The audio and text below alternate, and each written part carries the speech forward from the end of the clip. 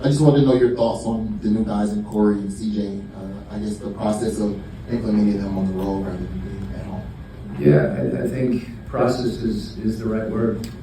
Anytime that you add new players to a group, there's a acclimation period, where you're trying to figure things out and paying attention to them. Everybody's adjusting to one another a little bit, and that goes on for a while, and I think things then normalize. And at that point, I think you have an opportunity to improve.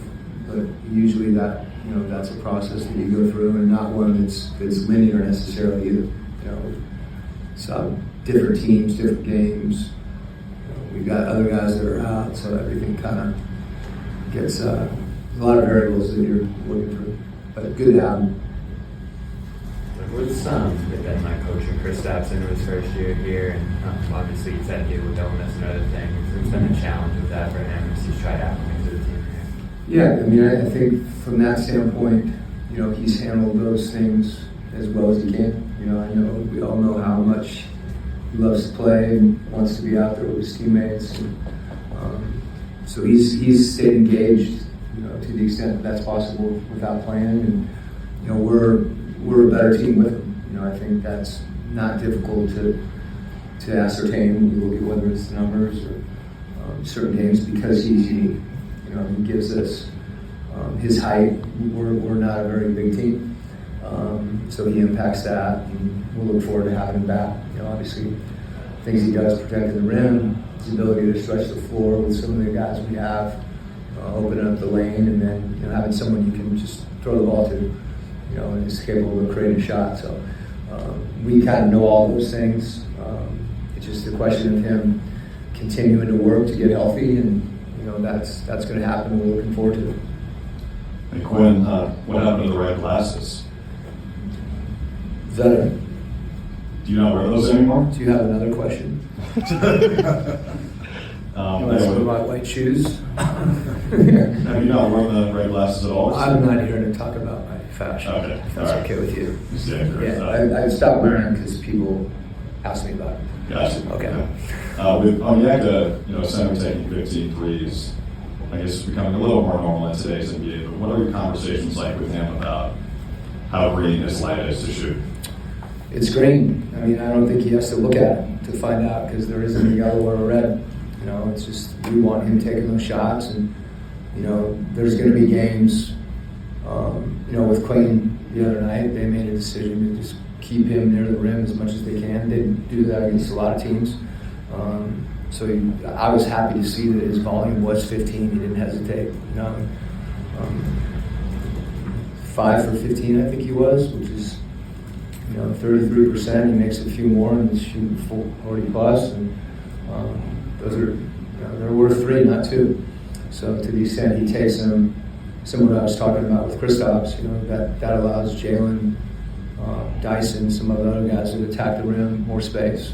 And the thing about Onyeka too is, you talked about being skilled. I think shooting, ball handling, passing, but he's a playmaker. And that's been, in addition to the three-point shooting, him being out of the perimeter more. He's not just spacing. I don't want him to be a spacing 5. I want him to be a playmaker, and we play through him quite a bit. Coach, the Celtics had a lot of change over the offseason. Of course, the Jason Tatum injury, but they're still kind of one of the better teams in the Eastern Conference. What have you seen from them that's kind of helped them stay steady so far this season? Yeah, Joe's done a terrific job for starters. New group, all adjusting to each other. On some level, there's some of their foundational guys. Clearly, Jalen being the obvious one. The year he's having, he's a special player. He's been that. When you see Peyton Pritchard's kind of evolution in the league, he still plays great defense, and he's been doing those things. So I think things get spread around different places. So they've had a lot of guys that may be in, I wouldn't say different roles, but just they, like any team, involved with each other. But it's a credit to their players, and how unselfish and connected they are. You know, and that's continued. They have been that, and they are this year. And then also, you know, the job that Joe has done, getting those guys to adjust in whatever way they need to.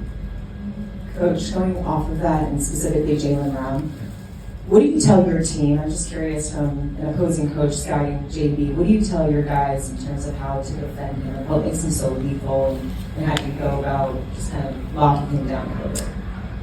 I mean, I think anytime you get a player that's playing at that level, the first thing you have to kind of understand is that you just need to try to make it hard, whatever he's doing, to impact his efficiency as much as anything. That there's going to be times when you play great defense, you know, and he's going to rise up and make a shot or make a play. And kind of with that, you know, it can't be, I mean, we all talk about matchups and things, and that's real. But it can't be it can't fall to one player, you know, to have the responsibility of stopping him, because as he's shown, that's hard to do. And then the last thing would be just his versatility, you know, his ability to shoot the ball, both catch and shoot, you know, off the dribble, to attack in transition, you know, and then to create a shot, you know, even in mid-range situations too. So it's a lot to handle, you know, and that's the reason he's the player that he is. And I think, and they're winning too, which is you know, that's the exclamation mark that goes on it when a player's playing at a high level individually and their team's having success.